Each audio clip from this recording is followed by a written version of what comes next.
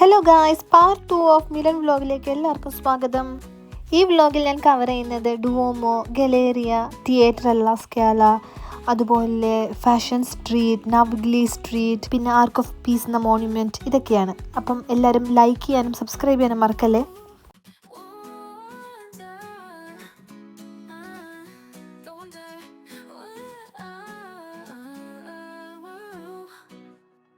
അപ്പം നമ്മുടെ day 1 in Milan അല്ലേ? അപ്പോൾ ഞങ്ങൾ റെഡി ആയിട്ടുണ്ട്. സമയം 7:30 ഇവിടെ. അപ്പോൾ രാവിലെ ആൾക്കാർ വരുന്നതിന് മുന്നേ നമുക്ക് മാക്സിമം നേരത്തെ പോയി സ്ഥലങ്ങളൊക്കെ കാണാം അല്ലേ? അപ്പം ഓക്കെ, ബൈ. രാവിലെ തന്നെ എണീറ്റ് റെഡിയായി ഞങ്ങൾ രണ്ടുപേരും മിലൻ എക്സ്പ്ലോർ ചെയ്യാൻ വേണ്ടി ഇറങ്ങി. നമ്മൾ നിന്ന ഹോട്ടലിൻ്റെ തൊട്ടടുത്ത് തന്നെ ഒരു ബസ് സ്റ്റോപ്പ് ഉണ്ടായിരുന്നു. ഒരു 10 മിനിറ്റ്സ് ബസ് ഡ്രൈവിന് ശേഷം നമ്മൾ മെട്രോ സ്റ്റേഷനിലെത്തി. നമുക്ക് വേണമെങ്കിൽ 2 മെട്രോ എടുത്ത് മിലൻ സെൻറ്ററിലേക്ക് പോകാമായിരുന്നു. പക്ഷേ കുറച്ചുകൂടെ സ്ഥലങ്ങളൊക്കെ കണ്ടു പോകാമല്ലോ എന്ന് ആലോചിച്ച് ഞങ്ങൾ ആദ്യം ബസ്സും പിന്നെയാണ് മെട്രോ എടുത്തത്. സെൻട്രലിൽ നിന്ന് കുറച്ച് മാറിയിട്ടായതുകൊണ്ടും പിന്നെ ഏർലി മോർണിംഗ് ആയതുകൊണ്ടും ഭയങ്കര തിരക്കൊന്നും ഉണ്ടായിരുന്നില്ല. അത്യാവശ്യം നല്ല കാമായിരുന്നു ചുറ്റുപാടുമല്ല. അതുപോലെ തന്നെ മെട്രോയിലും തീരെ തിരക്കുണ്ടായിരുന്നില്ല. ഞങ്ങൾ ചെന്ന് നിന്നൊരു 5 മിനിറ്റ്സിനുള്ളിൽ തന്നെ നമുക്ക് പോകേണ്ട ഡയറക്ഷനിലേക്കുള്ള മെട്രോ വന്നിട്ടുണ്ടായിരുന്നു. അതുപോലെ മെട്രോയിൽ ആ കൂടെ ഒരു 15 മിനിറ്റ്സ് അത്രയേ ഉണ്ടായിരുന്നുള്ളൂ നമുക്ക് സെൻറ്ററിൽ എത്താനായിട്ട്. നമ്മൾ സ്റ്റേയിൽ നിന്ന് ഇറങ്ങിയപ്പോൾ അത്യാവശ്യം നല്ല ക്ലൈമറ്റ് ആയിരുന്നെങ്കിലും നമ്മൾ ഡുവോമോയുടെ അവിടെ എത്തിയപ്പോഴത്തേനും മഴ പെയ്യാൻ തുടങ്ങിയിട്ടുണ്ടായിരുന്നു. നമ്മൾ രാവിലെ എണീറ്റ് വന്നത് തന്നെ ആളുകളൊക്കെ വരുന്നതിന് മുന്നേ ഡുവോമയൊക്കെ കണ്ട് കുറച്ച് പിക്ചേഴ്സും വീഡിയോസും ഒക്കെ എടുക്കാനായിട്ടായിരുന്നു. പക്ഷേ നമ്മുടെ നാട്ടിൽ പെയ്യണ പോലത്തെ മഴയും ആ മൂടിക്കെട്ടിയ കാലാവസ്ഥയായിരുന്നു അവിടെ. മഴ നനയാതിരിക്കാൻ വേണ്ടി ഞങ്ങൾ തൊട്ടടുത്തുള്ള ഗാലറിയുടെ അവിടുത്തെ കോറിഡോറിൽ കയറി നിന്നു.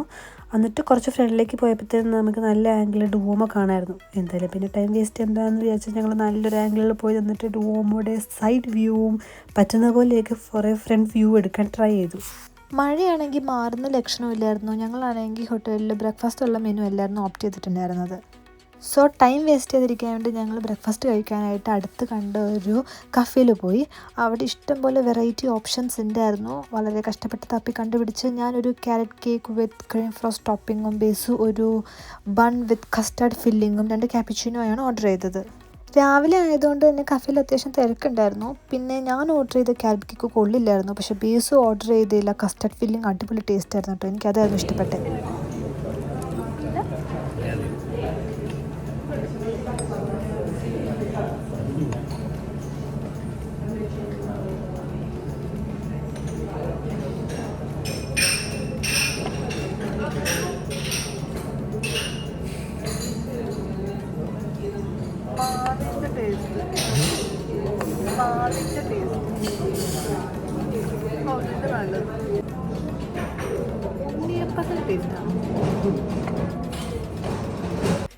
പിന്നെ ഫുഡൊക്കെ കഴിച്ച് ബില്ലൊക്കെ കൊടുത്ത് ഞങ്ങൾ ഷോപ്പിൽ നിന്ന് ഇറങ്ങി. പ്രിൻസിൽ നിന്നാട്ടോ ഈ ബേക്കറി ഷോപ്പിൻ്റെ പേര്.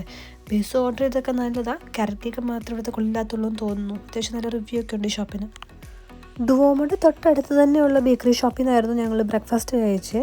അത് കഴിഞ്ഞ് തിരിച്ച് ഞങ്ങൾ ഡുവോമോയുടെ അവിടെ എത്തിയപ്പോഴത്തേനും മഴയൊക്കെ തോർന്നായിരുന്നു. ആൾക്കാരും പയ്യെ വന്നു തുടങ്ങിയായിരുന്നു. വെളുപ്പിന് തന്നെ ആയതുകൊണ്ട് അധികം തിരക്കില്ലായിരുന്നു. അവിടെ ഇവിടെ നിന്ന് കുറച്ച് ആളുകൾ ഫോട്ടോയും വീഡിയോ ഒക്കെ എടുക്കുന്നേ ഉണ്ടായിരുന്നുള്ളൂ. എൻ്റെ ലാസ്റ്റ് വ്ലോഗ് കണ്ടവർക്കറിയാം, നമ്മൾ വന്ന അന്ന് തന്നെ ഇവിടെ വന്നിട്ടുണ്ടായിരുന്നു നൈറ്റ് വ്യൂ കാണാനായിട്ട്. ഇന്ന് നമ്മളിതിൻ്റെ അൾത്താരയുടെ ഉള്ളും ഇൻറ്റീരിയറും പിന്നെ റൂഫ് ടോപ്പും ഒക്കെയാണ് എക്സ്പ്ലോർ ചെയ്യാൻ പോകുന്നത്. ഡുവോമോയുടെ ഉള്ളിൽ കയറാൻ നമ്മൾ ടിക്കറ്റ് എടുക്കണം. ഞങ്ങൾ നേരത്തെ ടിക്കറ്റ് എടുത്തിട്ടുണ്ടായിരുന്നില്ല. നമുക്ക് വേണമെങ്കിൽ ഓൺലൈനായിട്ട് പർച്ചേസ് ചെയ്യാം, അല്ലെങ്കിൽ ഇതിൻ്റെ റൈറ്റ് സൈഡിൽ തന്നെ ഒരു ടിക്കറ്റ് കൗണ്ടർ ഉണ്ട്, അവിടെ പോയിട്ട് നമുക്ക് പർച്ചേസ് ചെയ്യാം.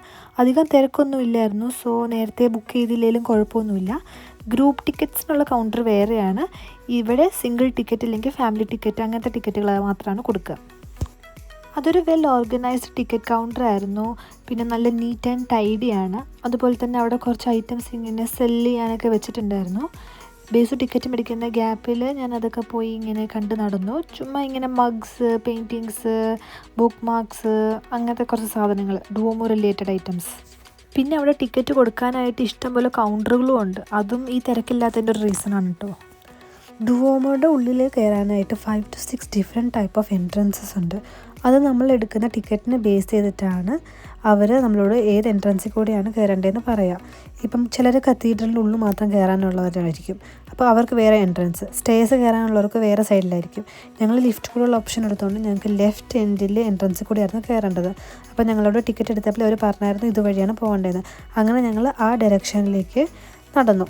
കമ്പാരിറ്റീവ്ലി രാവിലെ തന്നെ ആയതുകൊണ്ട് ഭയങ്കര തിരക്ക് കുറവായിരുന്നു. യൂറോപ്പിൽ പോകുമ്പം നമ്മൾ ചെയ്യേണ്ട ഒരു കാര്യമാണ് ഏറ്റവും രാവിലെ എണീറ്റ് സ്ഥലങ്ങൾ കാണാൻ പോകും. അപ്പോൾ ലെസ് ക്രൗഡഡ് ആയിരിക്കും.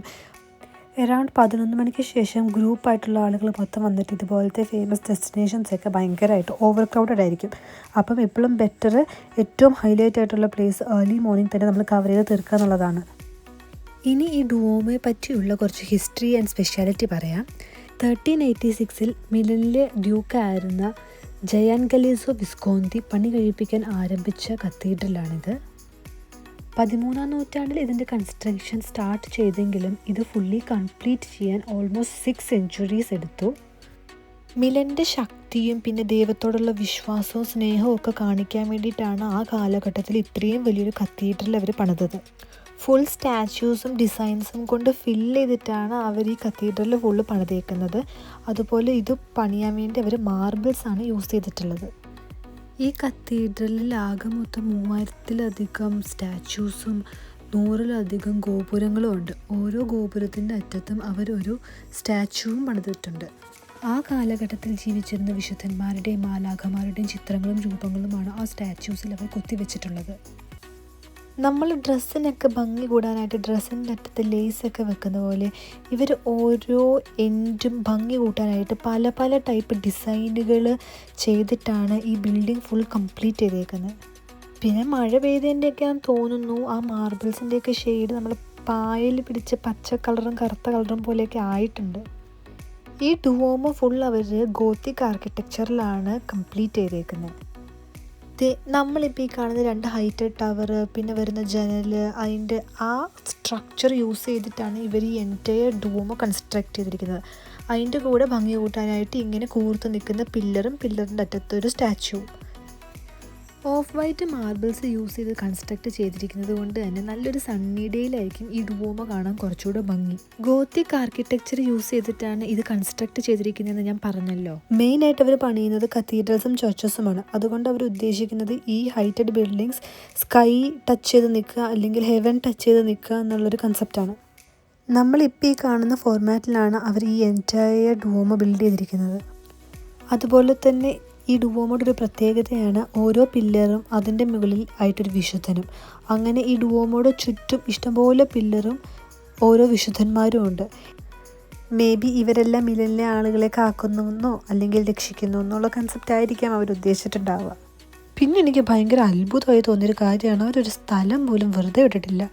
എവിടെയെങ്കിലും സ്ഥലം കിട്ടിക്കഴിഞ്ഞാൽ അവരെന്തെങ്കിലും ഷേപ്പ് ഉണ്ടാക്കി വെക്കുക, എന്തെങ്കിലും ഡിസൈൻ ഉണ്ടാക്കി വെക്കുക, അല്ലെങ്കിൽ സ്റ്റാച്ചുവിൻ്റെ അടുത്ത് വെക്കുക, അതും ഉണ്ടാക്കി വെക്കുക. ചുമ്മാ പെയിൻറ്റ് ചെയ്യുക അങ്ങനെയല്ല, പെയിൻറ്റിങ് തന്നെ പാടാണ്, ബട്ട് സ്റ്റിൽ അങ്ങനെ ചെയ്യല്ല. അവർ ആ മാർബിൾസിനെയും അവരെ കൺസ്ട്രക്ട് ചെയ്യുന്ന രീതി, നമ്മളൊക്കെ ഡ്രസ്സിൻ്റെ അവസാനം ലേസൊക്കെ വെക്കില്ല ഡ്രസ്സിൻ്റെ ഒരു ഇത്തിരി ഭംഗി വരാനായിട്ട്, അതുപോലെ അവർ ചെയ്തു വച്ചേക്കുന്നത് അതെനിക്ക് ഭയങ്കര ഒരു എന്താ പറയുക, ഇത് കഷ്ടപ്പാടായിരിക്കും അങ്ങനെയൊക്കെ ചെയ്യാൻ. അന്നത്തെ കാലത്തൊക്കെ പാവങ്ങൾ എന്തോരം കഷ്ടപ്പെട്ട് കാണുമല്ലോ ഇതൊക്കെ ഒന്ന് ചെയ്തെടുക്കാൻ വേണ്ടിയിട്ട്. ഈ കാണുന്ന ഓരോ രൂപത്തിലും അങ്ങനെ എല്ലായിടത്തും ചെയ്യണ്ടേ, ഈ ഫുൾ ഡുവോമോയിൽ അത് ചെയ്തേക്കുക. അതുപോലെ തന്നെ ഈ കൂർത്ത ടവറുകൾ, ഓരോ ടവറും വെറുതെ അല്ല, അതിന് ഓരോരോ ഷേപ്പും അതിൻ്റെ അറ്റത്തൊരു വിശുദ്ധനും. My god, too much of hard work. അന്നത്തെ കാലത്ത് വല്ല പണിക്കാരനായി ജനിച്ചായിരുന്നു ഈ കഷ്ടപ്പെട്ട് പണിയെടുത്ത് നടുവൊടിഞ്ഞെന്നാണ് ഞാൻ അവിടെ നിന്നപ്പോൾ ആലോചിച്ചത് മൊത്തം. അങ്ങ് ദൂരെ കാണുന്നത് കണ്ടോ, അതാണ് ഈ സെഞ്ച്വറിയിലെ ബിൽഡിങ്സ്. നമ്മളിപ്പോൾ നിൽക്കുന്നതോ എത്രയോ നൂറ്റാണ്ടുകൾക്ക് മുന്നേ ഉള്ള ബിൽഡിങ്സ്. ആ നടുക്ക് കാണുന്നത് മൊത്തം ഓൾഡ് സെഞ്ച്വറിയിൽ നിന്ന് ന്യൂ സെഞ്ച്വറിയിലോട്ടുള്ള എവല്യൂഷൻ. എന്ത് ഭംഗിയല്ലേ. നമുക്കിവിടെ നിന്ന് കഴിഞ്ഞാൽ താഴെയും കാണാം, അങ്ങ് ദൂരോട്ടും കാണാം. എന്ത് രസത്തിൽ അവരിതൊക്കെ പണിത് വെച്ചേക്കുന്നത്. ആ കൊത്തുപണികൾ. കുറേ നേരം ഞങ്ങൾ അവിടെ നിന്ന് അത് ആസ്വദിച്ചു. അപ്പത്തേനും മഴ പെയ്യാൻ വേണ്ടി തുടങ്ങി. അപ്പോൾ എനിക്ക് ബാക്കി വിഷ്വൽസ് ഒന്നും നന്നായിട്ട് എടുക്കാൻ പറ്റിയിട്ടില്ല. നമ്മളിപ്പോൾ ഈ കാണുന്നത് ഡൂമോയുടെ സെൻട്രൽ പോർഷനും അവിടെയുള്ള ഹൈറ്റസ്റ്റ് ടവറും അതിൻ്റെ മേലൊരു ഗോൾഡൻ സ്റ്റാച്ചു ആണ്. ആ സ്റ്റാച്ചുവിൻ്റെ പേരാണ് the golden statue of Madonnina. Virgin മേരിയുടെ ഒരു സ്റ്റാച്ചു ആണ്. ഈ സ്റ്റാച്ചു ഇത്രയും ഹൈറ്റിൽ വെച്ചതുകൊണ്ട് ഒരു സിംബലൈസ് ചെയ്യുന്നത് ഈ മിലൻ സിറ്റിനെ മൊത്തം ഈ മേരി കാക്കും രക്ഷിക്കും എന്നുള്ളതാണ്. പണ്ട് കാലഘട്ടങ്ങളിൽ ഒരു ബിൽഡിങ്ങിനെയും ഈ സ്റ്റാച്ചുവിനെക്കാട്ടും ഹൈറ്റിൽ പണിയാൻ അവർ സമ്മതിച്ചിട്ടുണ്ടായിരുന്നില്ല. ഇപ്പം പക്ഷേ അങ്ങനെ ഇല്ല കേട്ടോ. ഇപ്പോഴത്തെ ബിൽഡിങ്സിനൊക്കെ ഡുവോമോനെക്കാട്ടും ഹൈറ്റ് ഉണ്ട്. പക്ഷെ അവർ ഫോളോ ചെയ്യുന്നൊരു ട്രഡീഷൻ അല്ലെങ്കിൽ കസ്റ്റമാണ് ആ ഹൈറ്റഡ് ബിൽഡിങ്ങിൻ്റെ മേളിലും ഇതുപോലൊരു വെർജിൻ മേരിയുടെ സ്റ്റാച്ചു വെക്കും. സച്ച് ദാറ്റ് എപ്പോഴും ദ ഹൈറ്റസ്റ്റ് വൺ എപ്പോഴും ഈ വെർജിൻ മേരിയാണ്. വെർജിൻ മേരി ഈ ടൗൺ അല്ലെങ്കിൽ സിറ്റി മൊത്തം എപ്പോഴും കണ്ടുകൊണ്ടിരിക്കുന്നു എന്നുള്ള കൺസെപ്റ്റ് അങ്ങനെയാണ് പറയപ്പെടുന്നത്. ഇപ്പോഴും അവരത് ഫോളോ ചെയ്യുന്നുണ്ടോ എന്ന് എനിക്കറിയില്ല. തിരിച്ചിറങ്ങുന്ന കത്തീഡ്രലിൻ്റെ ഉള്ളിലേക്കുള്ള വഴിയും നമ്മളിപ്പോൾ വന്ന വഴി പോലെ തന്നെ ഫുൾ പ്രതിമകളും കൊത്തുപണികളും ശില്പങ്ങളും ഒക്കെ വെച്ച് ഫുൾ ഡെക്കറേറ്റഡ് ആണ്. അവിടെ നിന്ന് ആ സ്ട്രീറ്റിൻ്റെ വ്യൂവും ആളുകൾ പോകുന്നതും ആ കുഞ്ഞു മഴയും ഒക്കെ നിന്ന് എൻജോയ് ചെയ്യാൻ പറ്റിയൊരു സ്ഥലം കൂടിയാണ് കേട്ടോ. തിരിച്ച് കത്തീഡ്രലിലേക്കുള്ള വഴി കുറച്ച് ഇടുങ്ങിയതൊക്കെ ആയിരുന്നു. കുറച്ച് വളഞ്ഞൊക്കെ ഇറങ്ങാനൊക്കെ ഉണ്ടായിരുന്നു. പിന്നെ യൂറോപ്പിലെ ചർച്ചസിൻ്റെ കത്തീഡ്രൽസിൻ്റെ ഉള്ളിൽ കയറണമെങ്കിൽ കമ്പൽസറി ആയിട്ട് നമ്മളുടെ മുട്ടും ഷോൾഡേഴ്സൊക്കെ കവർ ചെയ്തിട്ടുണ്ടാവണം. സോ സ്ലീവ്ലെസ് അല്ലെങ്കിൽ ഷോർട്ട് ടോപ്സ് ഷോർട്ട്സ് ഡ്രസ്സൊക്കെ ഇട്ട് പോകുന്നവർക്ക് ഇത്തിരി ബുദ്ധിമുട്ടാണ്. ഞാനന്നൊരു സ്ലീവ്ലെസ് ഇട്ടിട്ടായിരുന്നു പോയിട്ടുണ്ടായിരുന്നത്. സോ എനിക്കും ഇങ്ങനെ കവർ ചെയ്യേണ്ടി വന്നു. സാധാരണ യൂറോപ്പിലെ മറ്റ് കത്തീഡ്രലുകളുടെ സെയിം സ്ട്രക്ചർ തന്നെയാണ് ഡുവോമോയുടെ ഉള്ളിൽ നമുക്ക് കാണാൻ സാധിക്കുക. ഗോത്തിക് ആർക്കിടെക്ചറായ ഹൈറ്റഡ് തൂണുകളും അതിൻ്റെ അറ്റം കൂർത്ത ടൈപ്പ് ആർക്കും ആണ് നമുക്ക് ഇവിടെയും കാണാൻ സാധിക്കുന്നത്. ഇങ്ങനത്തെ കൺസ്ട്രക്ഷൻ രീതി കൂടുതൽ ഹൈറ്റ് തോന്നിക്കാനായിട്ട് സഹായിക്കും. അതുകൊണ്ടാണ് അത് അവരിവിടെയും അഡാപ്റ്റ് ചെയ്തിരിക്കുന്നത്. ഈ തൂണുകളുടെ ഹൈറ്റും അവിടെ നിൽക്കുന്ന മനുഷ്യന്മാരുടെ ഹൈറ്റും വെച്ച് നോക്കിയാൽ തന്നെ നമുക്ക് ഡിഫറൻസ് മനസ്സിലാവും. ഭയങ്കര കുഞ്ഞിതാണ് ആക്ച്വലി നമ്മൾ ഹ്യൂമൻ ബീങ്സ്. ഈ കത്തീഡ്രൽ ഫുൾ അവർ 5 സെക്ഷനായിട്ട് നടപ്പാതകളായിട്ട് തിരിച്ചിട്ടുണ്ട്. ഒരെണ്ണം സ്ട്രേറ്റും 2 എണ്ണം ഈച്ച് സൈഡിൽ, അങ്ങനെയാണ് ടോട്ടൽ 5 എണ്ണം ഉള്ളത്. അതുപോലെ തന്നെ മൊത്തം 52 തൂണുകളാണ് ഈ കത്തീഡ്രലിൻ്റെ ഉള്ളിലുള്ളത്. അത് സിംബലൈസ് ചെയ്യുന്നത് each Sunday off the year എന്നാണ് അവർ പറയുന്നത്. ഡുവോമോയുടെ എക്സ്റ്റീരിയറിൽ മാത്രമല്ല ഇൻറ്റീരിയറിലും അവരിതുപോലെ കൊത്തുപണികളും ഡിസൈനുകളും ചെയ്തിട്ടുണ്ട്. ഫുൾ ഓരോ തൂണിലും അവർക്ക് പറ്റുന്ന പോലെ ഡിഫറെൻറ്റ് കളേഴ്സും ഷെയ്ഡ്സും അതുപോലെ ഡിഫറെൻറ്റ് കൊത്തുപണികളും വെച്ച് അവർ അലങ്കരിച്ചിട്ടുണ്ട്. അതുകൂടാതെ തന്നെ സ്റ്റാച്യൂസും ഇഷ്ടംപോലെ ഇതിൻ്റെ ഉള്ളിലുണ്ട്. പിന്നെ ഇവിടുത്തെ കത്തീഡ്രൽസിൻ്റെ മറ്റൊരു പ്രത്യേകതയാണ് മെയിൻ അൾത്താര അല്ലാതെ തന്നെ കുറേ സബ് ചാപ്പൽസ് ഉണ്ടാകും. അവിടെ ഓരോ വിശുദ്ധന്മാരുടെ രൂപങ്ങളോ ശില്പങ്ങളോ വെച്ചിട്ട് ഒരു ഗേറ്റൊക്കെ ആയിട്ട് പല സെക്ഷനായിട്ട് അവരിങ്ങനെ തിരിച്ചിട്ടുണ്ടാകും. ഫുൾ അങ്ങനെ പല വിശുദ്ധന്മാരുടെയും പിക്ചറും രൂപങ്ങളും ചാപ്പലുകളും നമുക്കിവിടെ കാണാൻ പറ്റും. ഒരു സ്പേസ് പോലും അവർ വെറുതെ കളയില്ല. പറ്റുന്നിടത്ത് എല്ലാവരും അവരുടെ ആർട്ട് ഫോം കാണിക്കാനായിട്ട് ട്രൈ ചെയ്യുന്ന ആളുകളായിട്ട് എനിക്ക് തോന്നി കേട്ടോ. എല്ലായിടത്തും എന്തെങ്കിലും പെയിൻറ്റിങ്സോ ഡ്രോയിങ്സോ രൂപങ്ങളോ കൊത്തുപണികളോ എല്ലാവരും ചെയ്തിട്ടുണ്ട്. ഇതിൻ്റെയൊക്കെ റൂഫ് ടോപ്പിൽ വരെ ഡിസൈൻ കൊത്തി വെച്ചിട്ടുണ്ട്. മറ്റ് പള്ളികളിലെ പോലെ തന്നെ ഇവിടെയും പൈപ്പ് ഓർഗൻ ഉണ്ട്. ആഘോഷമായ ബലികളിൽ മാത്രമേ സാധാരണ ഇത് യൂസ് ചെയ്യാറുള്ളൂ. നമ്മൾ ഈ കാണുന്ന ഈ സ്റ്റാച്ചു ഏതോ മാർപ്പാപ്പയുടെ ആണെന്ന് തോന്നുന്നു. ഇത് ഞാൻ വീഡിയോയിൽ ഇൻക്ലൂഡ് ചെയ്യാൻ കാരണം അവർ ആ മാർപ്പാപ്പയ്ക്ക് സ്പെക്സ് വെച്ചിട്ടാണ് ആ രൂപം ഉണ്ടാക്കിയിരിക്കുന്നത്. അതെനിക്ക് വളരെ ഇൻട്രസ്റ്റിംഗ് ആയിട്ട് തോന്നി. പിന്നെ ഇങ്ങനത്തെ കത്തീഡ്രൽസിൻ്റെ മറ്റൊരു പ്രത്യേകതയാണ് ഭയങ്കര വലിയ ഹൈറ്റിൽ പണിതേക്കുന്ന ഗ്ലാസ് ഫിൽറ്ററുകൾ. ഈ ഫിൽറ്ററുകളിൽ അവർ പല ബൈബിൾ കഥകളും വിശുദ്ധന്മാരുടെ ജീവിതങ്ങളും അവരുടെ ചിത്രങ്ങളും രൂപങ്ങളും ഒക്കെയാണ് വരച്ച് വെച്ചിട്ടുണ്ടാവുക. പല ഷെയ്ഡ്സ് കൊടുക്കുന്നതുകൊണ്ട് തന്നെ സൺലൈറ്റ് വരുമ്പം ഇത് ഡിഫറെൻറ്റ് കളേഴ്സ് ആയിരിക്കും കത്തീഡ്രലിലേക്ക് റിഫ്ലക്റ്റ് ചെയ്യുക. ഈ കാണുന്നതാണ് central portion of the cathedral, അതായത് അൾത്താര വരുന്ന ഭാഗം. ഇവിടെ സെൻറ്റ് കാർലോയുടെ തിരുശേഷിപ്പുകൾ സൂക്ഷിച്ചിട്ടുണ്ട് എന്നാണ് പറയപ്പെടുന്നത്.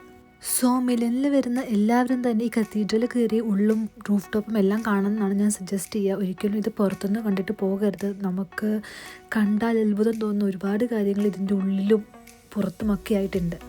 അങ്ങനെ ഡുവോമോ കണ്ട് പുറത്തിറങ്ങിയപ്പോൾ തന്നെ നല്ല ക്ലൈമറ്റ് ആയിരുന്നു. ഇതാണ് നമ്മൾ മഴ കൊള്ളാതെ നേരത്തെ കയറി നിന്ന കോറിഡോർ. ഇവിടെയാണ് ഗലേറിയ ഉള്ളത്. ഇനി നമ്മൾ നെക്സ്റ്റ് കാണാൻ പോകുന്നത് ഗലേറിയാണ്. ഈ ഗലേറിയ അറിയപ്പെടുന്നത് the living room of Milan എന്നാണ്. ഇത് 19th സെഞ്ച്വറിയിൽ വിക്ടർ ഇമ്മാനുവൽ എന്ന് പറയുന്ന രാജാവ് പണിതിട്ടുള്ള ഒരു ഷോപ്പിംഗ് ഗാലറിയാണ്. ഇന്നലത്തെ വെച്ച് കമ്പയർ ചെയ്ത് നോക്കുമ്പോൾ ഇന്നത്തേക്ക് ഭയങ്കര തിരക്കായിട്ടുണ്ട്. ഫുൾ ക്രൗഡഡ് ആണ്. നല്ല പോലെ ആൾക്കാരും ഉണ്ട്. റെസ്റ്റോറൻറ്റ്സ് എല്ലാം ഫിൽഡുമാണ്. ഇവിടുത്തെ പ്രത്യേകത എന്ന് പറഞ്ഞു കഴിഞ്ഞാൽ ഈ സെൻട്രൽ പോർഷനിലുള്ള ഭയങ്കര ഹൈറ്റിൽ പണിതേക്കുന്ന ഈ ഗ്ലാസ് ഡോമാണ്. താഴെ ഫ്ലോറിൽ ഇപ്പോഴും പഴയകാല മാർബിൾസ് തന്നെയാണ് അവർ മെയിൻറ്റെയിൻ ചെയ്തേക്കുന്നത്. അവിടെ നിന്ന് കുറച്ച് നേരം അതിൻ്റെ ഭംഗിയൊക്കെ ആസ്വദിച്ച് ഞങ്ങൾ അടുത്തതായിട്ട് പോയത് തിയേറ്റർ അല്ല സ്കാല എന്ന് പറഞ്ഞൊരു സ്ഥലത്തേക്കാണ്. ഇവിടെ നമുക്ക് ടിക്കറ്റ് എടുത്താൽ മാത്രമേ ഇതിൻ്റെ ഉള്ളിൽ കയറി കാണാൻ പറ്റുള്ളൂ. സ്റ്റുഡൻസ് ആണെങ്കിൽ സ്പെഷ്യൽ ഡിസ്കൗണ്ട് ഉണ്ട്, അല്ലാത്തവർക്ക് റെഗുലർ ടിക്കറ്റ് എടുക്കേണ്ടി വരും. ഇവിടെ ചെന്നിട്ട് എടുത്താലും മതി, അധികം തിരക്കൊന്നുമില്ല. നമ്മുടെ കയ്യിൽ വലിയ ലഗേജസ് ഉണ്ടെങ്കിൽ അത് ഇവിടെ സ്റ്റോർ ചെയ്തിട്ട് നമുക്ക് മേളിൽ പോകാൻ പറ്റുള്ളൂ. നമ്മുടെ കയ്യിൽ അത് എടുക്കാൻ അവർ സമ്മതിക്കില്ല. മുകളിലേക്ക് കയറി പോകുന്ന വഴികളിൽ മൊത്തം പഴയകാല പോസ്റ്റേഴ്സ് അവർ വെച്ചിട്ടുണ്ട്. നാടകത്തിൻ്റെയൊക്കെ നമ്മുടെ നാട്ടിൽ കണ്ടിട്ടില്ലേ പോസ്റ്റേഴ്സ്, അതുപോലെ അവരുടെ കാലഘട്ടത്തിൽ ഉണ്ടായിരുന്ന പോസ്റ്റേഴ്സൊക്കെ അവർ ഫ്രെയിം ചെയ്ത് വെച്ചിട്ടുണ്ടായിരുന്നു. അതുപോലെ തന്നെ ഫേമസ് ആയ പല മ്യൂസിക്കൽ ഇൻസ്ട്രുമെൻസും അവിടെ ഉണ്ടായിരുന്നു. നമ്മൾ ചെന്ന് കയറുന്നത് തന്നെ വലിയൊരു ഹാളിലേക്കാണ്. അവിടെ നടന്നിട്ടുള്ള പല ഇവൻറ്റ്സിൻ്റെയും പോസ്റ്റേഴ്സൊക്കെ ഇങ്ങനെ ഡിസ്പ്ലേ ചെയ്തിട്ടുണ്ടായിരുന്നു. നമ്മൾ ഇനി കാണാൻ പോകുന്നതാണ് ഇവരുടെ മെയിൻ സ്റ്റേജ്. ഞങ്ങൾ ചെല്ലുന്ന ആ ടൈമിൽ അവിടെ റിഹേഴ്സൽസ് നടന്നുകൊണ്ടിരിക്കുകയായിരുന്നു. അങ്ങനെയുള്ള ടൈമിൽ അത് മൊത്തം ഡാർക്കായിരിക്കും. ഇവിടുത്തെ പ്രത്യേകത എന്താണെന്ന് വെച്ചാൽ ഈ സ്റ്റേജിന് ഫ്രണ്ടിൽ തന്നെ നമുക്ക് ഓർക്കസ്ട്രയ്ക്കുള്ള ഏരിയയുണ്ട്, അത് കഴിഞ്ഞിട്ട് ഇരിക്കാനുള്ള സ്ഥലമുണ്ട്. അതുകൂടാതെ ഫുൾ സൈഡിൽ നമുക്ക് നിന്ന് കാണാൻ പറ്റിയ ബാൽക്കണികളുണ്ട്. ഈ ഓരോ സെക്ഷനിലും നമുക്ക് അവിടെ നിന്നും ഇരുന്നും ഈ ഒപ്പേറ ആസ്വദിക്കാൻ പറ്റും. ഇവിടെ ഇങ്ങനെ റിഹേഴ്സൽസൊക്കെ നടക്കുന്നത് കൊണ്ട് തന്നെ അവരവരുടെ വെബ്സൈറ്റിൽ ലൈറ്റ് ഉള്ള ടൈം എപ്പോഴായിരിക്കും, ഡാർക്ക് ടൈം എപ്പോഴായിരിക്കും, ഇവർ തമ്മിൽ ഷിഫ്റ്റ് ചെയ്യുന്ന ടൈം എപ്പോഴായിരിക്കും എന്നുള്ള ഫുൾ ഇൻഫർമേഷൻ പ്രൊവൈഡ് ചെയ്തിട്ടുണ്ട്. സോ ഇവിടെ വിസിറ്റ് ചെയ്യുന്നവർ ഇവരുടെ വെബ്സൈറ്റിൽ 2 തീമും തമ്മിൽ ഷിഫ്റ്റ് ചെയ്യുന്ന ടൈം എപ്പോഴൊക്കെയാണോ ഉള്ളത് അത് നോക്കി ഇവിടെ വിസിറ്റ് ചെയ്യുന്നതായിരിക്കും ബെറ്റർ. സോ ദാറ്റ് നമുക്ക് 2 തീമും കാണാൻ പറ്റും. ഇവിടെ കാണാൻ ഈ തിയേറ്റർ മാത്രമല്ല ഉള്ളത്, അവർ ആ കാലഘട്ടത്തിലെ ഒപ്പേറകൾക്ക് യൂസ് ചെയ്തിരുന്ന മ്യൂസിക്കൽ ഇൻസ്ട്രുമെൻറ്റ്സ് ലൈക്ക് വയലിൻ, വീണ, ഹാർമോണിയം പോലെ ഇരിക്കുന്ന സാധനങ്ങൾ, അതും വയലിനൊക്കെ 2 ഹെഡുള്ള വയലിന, അങ്ങനത്തെ സാധനങ്ങളൊക്കെ അവർ ഡിസ്പ്ലേക്ക് വെച്ചിട്ടുണ്ട്. അതുകൂടാതെ പണ്ട് അവർ ഈ നാടകങ്ങളിലൊക്കെ അഭിനയിച്ചിരുന്ന രൂപങ്ങൾ അവരിങ്ങനെ കുഞ്ഞു കുഞ്ഞു സ്റ്റാച്യൂസായിട്ട് ആ ഷെൽഫുകൾ നിറച്ച് വെച്ചിട്ടുണ്ട് കേട്ടോ.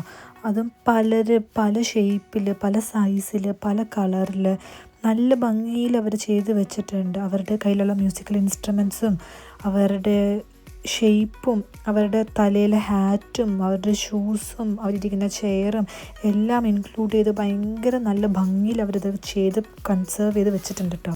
ഈ സ്റ്റാച്ചു ഒക്കെ കാണാൻ എന്ത് കളർഫുള്ളാണ്, നല്ല ഭംഗിയുണ്ട് ഇതൊക്കെ കാണാൻ. ഇതെല്ലാവരും എന്തായാലും വന്ന് കാണണം കേട്ടോ. ഇത് കൂടാതെ ആ കാലഘട്ടങ്ങളിൽ അവർ യൂസ് ചെയ്തിരുന്ന കാർഡ്സ് ഇത് കണ്ടോ, നമ്മുടെ 3, 10, 7, ജോക്കർ, അങ്ങനെ പല കാർഡ്സ്, അതിൻ്റെ രൂപങ്ങൾ, സ്പെക്സ്, പിന്നെ അവരിങ്ങനെ യൂസ് ചെയ്ത കുഞ്ഞു കുഞ്ഞു അക്സസറീസ് മൊത്തം അവരിങ്ങനെ ഡിസ്പ്ലേക്ക് വെച്ചിട്ടുണ്ട്. ശരിക്കും ഈ പെയിൻറ്റിങ്സ് ഇതൊക്കെ കാണാൻ നല്ല രസമാണ് കേട്ടോ.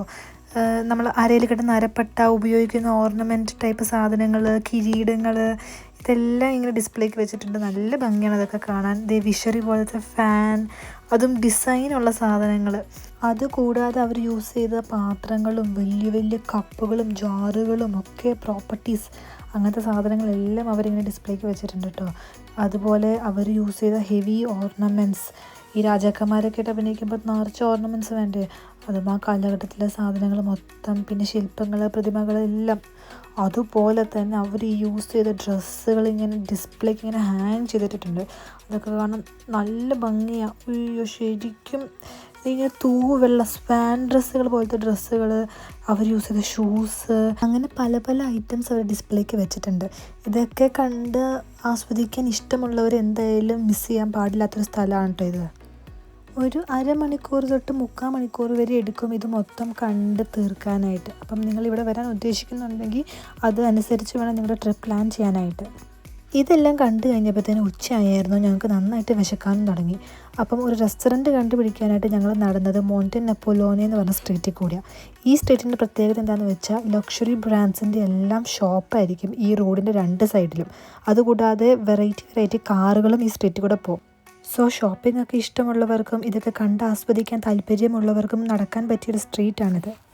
ഗലേറിയയുടെ ഉള്ളിലും അത്യാവശ്യം ഈ ഷോപ്പുകളൊക്കെ തന്നെയാണ് ഉള്ളത്, പക്ഷേ അത് ഭയങ്കര ക്രൗഡഡ് ആയിരിക്കും. ഇത് കുറച്ചുകൂടി പീസ്ഫുൾ ആയതുകൊണ്ട് നമുക്ക് ആ തിരക്കൊന്നും ഇല്ലാതെ എല്ലാം കണ്ട് ആസ്വദിക്കാനും ഷോപ്പിംഗ് ചെയ്യേണ്ടവർക്ക് ചെയ്യാനും പറ്റും. അങ്ങനെ പോകുന്ന വഴിക്ക് കണ്ട റെസ്റ്റോറൻറ്റിൽ ഞങ്ങൾ കയറി. ഞാനൊരു സ്പാഗറ്റിയും ബേസോ ഫ്രൈഡ് ചിക്കനുമാണ് പറഞ്ഞത്. എൻ്റെത് കുഴപ്പമില്ലായിരുന്നു, തക്കാളിയുടെ ടേസ്റ്റ് ഇത്തിരി അധികം എടുത്ത് നിൽക്കുമായിരുന്നു. ബേസു കുഴപ്പമില്ലെന്നാണ് പറഞ്ഞത്, പക്ഷെ എന്നാലും ഓക്കെ ആയിരുന്നു. എനിക്ക് അങ്ങോട്ട് ഭയങ്കരമായിട്ട് ഇഷ്ടപ്പെട്ടൊന്നുമില്ല. അത് കഴിഞ്ഞ് ഞങ്ങൾ പോയത് സെയിൻറ്റ് ആംബ്രോയുടെ ഒരു പള്ളിയിലേക്കാണ്. ഈ പള്ളിയുടെ പ്രത്യേകത എന്താണെന്ന് വെച്ചാൽ മിലനിൽ നമ്മൾ കണ്ടുവരുന്ന ഭയങ്കര റിച്ച് കത്തീഡ്രൽസ് അല്ലെങ്കിൽ ചർച്ച് പോലെയല്ല, ഭയങ്കര സിമ്പിളായിട്ട് റെഡ് ബ്രിക്ക് കൊണ്ട് നിർമ്മിച്ച ഒരു ചർച്ചാണിത്. ഇവിടെ 2 ടവറുണ്ട്. ആ 2 ടവറിനും 2 ഹൈറ്റാണ്. അതാണ് ഇതിൻ്റെ വൺ ഓഫ് ദി പ്രത്യേകത. പിന്നെ ഇത് വളരെ പഴക്കം ചെന്നൊരു പള്ളിയാണ്. പിന്നെ ബിൽഡ് ചെയ്തിരിക്കുന്ന ഫുൾ ഈ റെഡ് കളർ ബ്രിക്സും കൊണ്ടാണ്. സാധാരണ യൂറോപ്പിലൊക്കെ ഇപ്പോൾ കണ്ടുവരുന്നത് ഗോത്തിക് ആർക്കിടെക്ചർ ആണെങ്കിൽ ഇത് റോമൻ ശൈലിയിൽ തന്നെ പണിത് ഇപ്പോഴും അതുപോലെ തന്നെ കാത്തു സൂക്ഷിക്കുന്ന ഒരു പള്ളിയാണ്. ഈ റോമൻ ശൈലിയുടെ പ്രത്യേകത എന്താണെന്ന് വെച്ച് കഴിഞ്ഞാൽ തിക്ക് വാൾസ് ആയിരിക്കും, പിന്നെ റൗണ്ടഡ് ആർച്ചായിരിക്കും. നമ്മൾ നേരത്തെ കണ്ട പോലെ പോയിൻറ്റഡ് ആയിരിക്കില്ല. പിന്നെ ജനലുകളൊക്കെ ഭയങ്കര കുഞ്ഞുതായിരിക്കും, നേരത്തെ കണ്ട പോലെ കളർഫുൾ ആയിരിക്കില്ല. സോ പള്ളിയുടെ ഉള്ളിൽ ഒരു സ്പിരിച്വൽ അറ്റ്മോസ്ഫിയർ ആയിരിക്കും, അല്ലാതെ ഭയങ്കര ലൈറ്റും ബ്രൈറ്റും ആയിരിക്കില്ല. പക്ഷേ പള്ളിയുടെ ഈ ലുക്കിന് മാത്രമേ ഇത്രയും പഴക്കമുള്ളൂ. ടെക്നോളജിയിൽ നന്നായിട്ട് അഡ്വാൻസ് ചെയ്തിട്ടുണ്ട്. ഡൊണേഷനൊക്കെ ചെയ്യേണ്ടവർക്ക് ഓൺ ദ സ്പോട്ട് ഇത് സ്കാൻ ചെയ്തിട്ട് ഡൊണേറ്റ് ചെയ്താൽ മതി. ഡുവോമോയിൽ കണ്ടതിൽ നിന്ന് വ്യത്യസ്തമായിട്ട് ഈ റോമൻ ശൈലിയിൽ പണിയുന്ന പള്ളികൾക്കെല്ലാം മാസീവ് പില്ലേഴ്സ് ആയിരിക്കും. സോ ഈ വെയിറ്റിനെയൊക്കെ താങ്ങുന്നത് ഇങ്ങനെ കുറച്ച് നമ്പറിലുള്ള ഈ മാസീവ് പില്ലേഴ്സ് ആയിരിക്കും. ഈ പള്ളിയിലും ഓരോ വിശുദ്ധന്മാർക്ക് വേണ്ടിയിട്ട് സൈഡിൽ കുഞ്ഞു കുഞ്ഞു ചാപ്പൽ വിത്ത് ഗേറ്റൊക്കെ ഉണ്ട്. പിന്നെ നേരത്തെ നമ്മൾ കണ്ട കത്തീഡ്രലിനെ വെച്ച് നോക്കുമ്പം ഇത് അത്രയും റിച്ച് അല്ല, ഒരു കുറച്ചുകൂടി സ്പിരിച്വലായിട്ട് തോന്നുന്ന പള്ളിയാണിത്. പിന്നെ ഇത് ഈ കുഞ്ഞു ചാപ്പലിൻ്റെ ഫ്രണ്ടിൽ എഴുതി വെച്ചിട്ടുണ്ട്, ടൂറിസ്റ്റുകളാണെങ്കിൽ നിങ്ങൾക്ക് ഇതിൻ്റെ ഉള്ളിൽ കയറി നോക്കാനൊന്നും പറ്റില്ല എന്ന്. മേ ബി പ്രാർത്ഥിക്കാനുള്ളവർക്ക് പോകാൻ പറ്റുമെന്ന് തോന്നുന്നു. ഇത് ഓപ്പൺ ആണ്, ക്ലോസ്ഡ് ആയിരുന്നില്ല എൻ്റെ ഗേറ്റ്, പക്ഷേ കയറാൻ പാടില്ല എന്ന് എഴുതി വെച്ചിട്ടുണ്ട് അവിടെ. പിന്നെ ഈ പള്ളിയിൽ ഒരുപാട് ഫ്രീ സ്പേസ് കാണാമായിരുന്നു വാൾസിലെല്ലാം. അതൊന്നും ഡെക്കറേറ്റ് ചെയ്തിട്ടില്ല, വരച്ച് വെച്ചിട്ടില്ല, ചുമ്മാ പ്ലെയിൻ ആയിട്ട് ഇങ്ങനെ പെയിൻറ്റ് അടിച്ചിട്ടിട്ട് മാത്രമേ ഉള്ളൂ. ഈ പള്ളി പണിതത് സെയിൻറ്റ് ആംബ്രോസ് എന്ന് പറഞ്ഞൊരു വിശുദ്ധനാണ്. അതുതന്നെയാണ് ഈ പള്ളിക്ക് ആ പേര് വരാനുള്ള കാരണം. ആ പുള്ളിയുടെ തിരുശേഷിപ്പ് ഇവിടെ സൂക്ഷിച്ച് വെച്ചിട്ടുണ്ട് ഈ പള്ളിയുടെ അണ്ടർഗ്രൗണ്ട് സെക്ഷനിലേക്ക് പോകുമ്പോൾ. അത് നമുക്ക് കാണാൻ പറ്റും. പിന്നെ ഈ അൾത്താരയാണെങ്കിലും ഒരു പാവം പിടിച്ച അൾത്താര, വാവ് അല്ലെങ്കിൽ ഹോ ഭയങ്കര റിച്ച് അങ്ങനെയൊന്നുമില്ല, ഭയങ്കര പീസ്ഫുൾ അൾത്താര. പിന്നെ കൊത്തുപണികൾക്ക് വലിയ കുറവൊന്നുമില്ല, പറ്റുന്ന പോലെയൊക്കെ അവരും ചെയ്തു വെച്ചിട്ടൊക്കെ ഉണ്ട്. അത് കഴിഞ്ഞ് ഞങ്ങൾ പോയത് നവിഗ്ലി എന്ന് പറയുന്ന ഡിസ്ട്രിക്റ്റിലേക്കാണ്. ഇവിടുത്തെ പ്രത്യേകത എന്താണെന്ന് വെച്ചാൽ ഒരു കനാലും അതിൻ്റെ 2 സൈഡിലും ഇങ്ങനെ ഫുൾ ബിൽഡിങ്സാണ്. ഇത് ലിയനാർഡോ ഡാവിഞ്ചി ആ കാലത്ത് സിറ്റിയിലേക്ക് സാധനങ്ങൾ എത്തിക്കാൻ വേണ്ടി ഡിസൈൻ ചെയ്തൊരു വാട്ടർ റൂട്ടാണ്. ഡുവോമോ പണിയുമ്പോൾ യൂസ് ചെയ്ത മാർബിൾസൊക്കെ ഈ വാട്ടർ റൂട്ട് യൂസ് ചെയ്തിട്ടായിരുന്നു സിറ്റിയിലേക്ക് എത്തിച്ചിട്ടുണ്ടായിരുന്നത്. ഇന്നിപ്പം ഇവിടെ ഭയങ്കര കളർഫുൾ ബിൽഡിങ്സും പിന്നെ സ്ട്രീറ്റ് മൊത്തം റെസ്റ്റോറൻറ്റ്സും ഒക്കെ ആയിട്ടൊരു വൈബ്രൻറ്റ് ഈവനിങ് വൈബുള്ളൊരു സിറ്റിയാണ് ഇപ്പോൾ ഇത് ആക്റ്റീവായിട്ട് വരാൻ കുറച്ചുകൂടി ഈവനിങ് ആവും. ഈ കാണുന്ന ചേച്ചി വൈകുന്നേരം റെസ്റ്റോറൻറ്റ്സ് ഒക്കെ തുറക്കുമ്പോൾ യൂസ് ചെയ്യാനുള്ള സ്പെഗറ്റി ആൻഡ് പാസ്ത മേക്കിങ്ങിലാണ്. ഇങ്ങനെ മാവ് നന്നായിട്ട് പരത്തിയിട്ട് വേണ്ട ഷേപ്പിലേക്ക് അവർ കട്ട് ചെയ്തെടുക്കും. മഴയായതുകൊണ്ട് പൊതുവേ ആളുകൾ ഭയങ്കര കുറവായിരുന്നു. അതുകൂടാതെ വൈകുന്നേരമായിരിക്കും ഈ സ്ട്രീറ്റൊക്കെ കുറച്ചുകൂടെ ആക്റ്റീവും ലൈവ്ലി ആയി വരിക. ഇപ്പോഴേ റെസ്റ്റോറൻറ്റ്സൊക്കെ ഓപ്പൺ ചെയ്ത് തുടങ്ങുന്നേ ഉള്ളൂ. പല ടൈപ്പ് കുസീനിലുള്ള ഫുഡ് നമുക്കിവിടെ അവൈലബിൾ ആണ്. ഈ സ്ട്രീറ്റ്സ് ലൈവ്ലി ആയിട്ട് വരാൻ വേണ്ടി സൺസെറ്റ് ആവണം. ഇപ്പം സമ്മർ കഴിഞ്ഞ് വിൻ്റർ ആവുന്നേ ഉള്ളൂ. സോ സൺസെറ്റൊക്കെ ആവാൻ വേണ്ടി 8 മണിയാവും. നമ്മളാണെങ്കിൽ ഇന്ന് വെളുപ്പിനെ ഇറങ്ങിയോണ്ടും അത്യാവശ്യം നന്നായിട്ട് ടയേർഡായി തുടങ്ങിയായിരുന്നു. സോ കുറച്ച് നേരം അവിടെ നിന്ന് അതിൻ്റെ ഭംഗിയൊക്കെ ആസ്വദിച്ചിട്ട് ഞങ്ങൾ ഒരു ട്രാം എടുത്തിട്ട് ഇൻസ്റ്റാഗ്രാം ട്രെൻഡിങ് ആയൊരു സ്ഥലത്തേക്ക് പോയി. ഇതാ ഞാൻ പറഞ്ഞ ഇൻസ്റ്റാഗ്രാം ട്രെൻഡിങ് സ്പോട്ട്. ഇതെന്ന് പറഞ്ഞാൽ ഒരു കുഞ്ഞു ഷോപ്പാണ്, ഒരു കഫേ. ഇവിടെ നമുക്ക് ഇറ്റാലിയൻ ഫേമസ് ഡെസേർട്ടായ തിരാമിസു കിട്ടും. ഞാനൊരു കരാമൽ ബേസ്ഡ് തിരാമിസും ബേസോ ക്ലാസിക്കൽ വണ്ണോ പറഞ്ഞത്. ക്ലാസിക്കലിന് ഭയങ്കര കയ്പ്പായിരുന്നു, അതെനിക്കിഷ്ടപ്പെട്ടില്ല. ഞാൻ ഓർഡർ ചെയ്തത് തന്നെയായിരുന്നു എനിക്കിഷ്ടപ്പെട്ട്. അവിടുന്ന് പിന്നെ ഒരു ട്രാം എടുത്ത് ഞങ്ങൾ അടുത്തതായിട്ട് കാണാൻ പോയത് ആർക്ക് ഓഫ് പീസ് എന്ന് പറയുന്ന ഒരു മോണുമെൻ്റ് ആയിരുന്നു. ആ മോണുമെൻറ്റിലേക്ക് പോകുന്ന റോഡിൻ്റെ ഇരുവശങ്ങളിലും ഒരുപാട് മരങ്ങൾ നട്ട് പിടിപ്പിച്ചിട്ടുമുണ്ട്. അതുകൂടാതെ നടക്കാനായിട്ടൊരു സെപ്പറേറ്റ് പാത്തും ഉണ്ട്. അത്യാവശ്യം എൻജോയ് ചെയ്ത് ഈവനിങ് വാക്കിനൊക്കെ പോകാൻ പറ്റിയൊരു ആംബിയൻസ് ഉള്ള സ്ഥലമായിരുന്നു അത്. നെപ്പോളിയനിക് വാറിന് ശേഷം യൂറോപ്പ് മൊത്തം പീസ് ആയതിൻ്റെ സെലിബ്രേഷന് വേണ്ടിയിട്ടാണ് അവർ ഈ ആർക്ക് പണി കഴിപ്പിച്ചിട്ടുള്ളത്. ഓൾമോസ്റ്റ് 19th സെഞ്ച്വറിയിലായിരുന്നു ഈ മോണുമെൻറ്റ് ബിൽഡ് ചെയ്തിട്ടുണ്ടായിരുന്നത്. ഈ ആർക്കിൻ്റെ നടുവശത്തായിട്ട് കാണുന്ന ചാരിയറ്റും കൂടിയുള്ള 6 കുതിരകളെ ചാരിയറ്റ് ഓഫ് പീസ് എന്നാണ് പറയപ്പെടുന്നത്. ഇതും മിലനിലെ one of the main tourist attraction സ്പോട്ടുകളിൽ ഒന്നാണ്. മഴയായതുകൊണ്ട് തന്നെ അന്ന് അവിടെ ഭയങ്കര തിരക്ക് കുറവായിരുന്നു. പിന്നെ ഈ ചുറ്റും കാണുന്ന സ്റ്റെപ്സിലേക്ക് ആളുകൾ ഇരുന്ന് റെസ്റ്റ് എടുക്കുന്നുണ്ടായിരുന്നു. കുറച്ചു നേരം അവിടെ ഇരുന്ന് കുറച്ച് ഫോട്ടോസൊക്കെ എടുത്തിട്ട് ഞങ്ങൾ ഡിന്നർ കഴിക്കാൻ വേണ്ടി വീണ്ടും ശരവണ ഭവനിലേക്ക് പോയി. പേസ് ഒരു ഭട്ടൂരയും പറഞ്ഞു. ഞാനൊരു നോർത്ത് ഇന്ത്യൻ താലിയായിരുന്നു പറഞ്ഞിട്ടുണ്ടായിരുന്നത്. ആ നോർത്ത് ഇന്ത്യൻ താലിയുടെ കൂടെ ഒരു ബിരിയാണി തന്നിട്ടുണ്ടായിരുന്നു. ആ ബിരിയാണിക്ക് അടിപൊളി ടേസ്റ്റ് ആയിരുന്നു കേട്ടോ. അതെനിക്ക് മൊത്തം കഴിച്ചു തീർക്കാൻ പറ്റിയില്ല, പക്ഷേ അതിന് ഭയങ്കര നല്ല അടിപൊളി ടേസ്റ്റ് ആയിരുന്നു. പക്ഷേ ഇത്തിരി എക്സ്പെൻസീവാണ്, പക്ഷെ എന്നാലും നല്ല ടേസ്റ്റി ഫുഡായിരുന്നു. പിന്നെ അവിടുന്ന് ഫുഡൊക്കെ കഴിച്ച് തിരിച്ച് ഞങ്ങൾ ഹോട്ടലിലേക്ക് പോയി. അപ്പം അതായിരുന്നു ഡേ 1 ഇൻ മിലാൻ. ഈ വ്ളോഗ് ഞാനിവിടെ എൻഡ് ചെയ്യാണ്. നെക്സ്റ്റ് ഡേയിലെ മിലനിലെ വിശേഷങ്ങളായിട്ട് ഞാൻ അടുത്ത വ്ളോഗിൽ വരാം.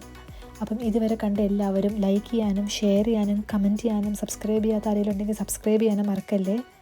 അപ്പം ബൈ.